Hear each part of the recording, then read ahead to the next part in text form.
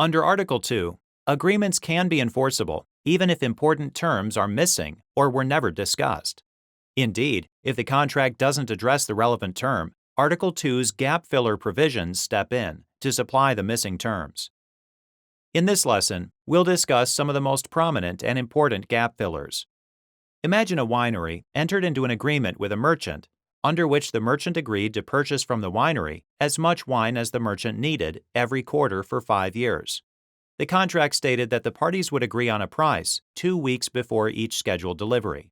If the parties later failed to agree on a price, does Article 2 supply a price term? Yes. Section 2305 provides a default price term if the parties intended to form a contract but failed to specify a price, or the stated method for determining price fails. In either circumstance, the price will be a reasonable price at the time of delivery. Article 2 doesn't define reasonable price, but courts typically consider the context of the agreement and some external objective factor, such as the price charged by similarly situated sellers, the cost of goods, or the market rates. Here, the parties' agreement left it to the parties to agree on a price, but they never did. Article 2 fills this gap and sets the price as a reasonable price at the time of delivery.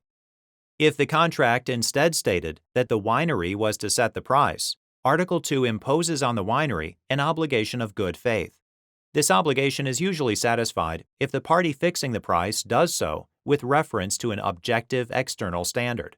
Thus, if the winery charged the market rate for the wine, the price would likely be found to have been set in good faith and would be enforceable. Although quantity is an essential contract term, Article 2 permits certain open-ended quantity terms, such as determining the contractual quantity based on the seller's output or the buyer's requirements.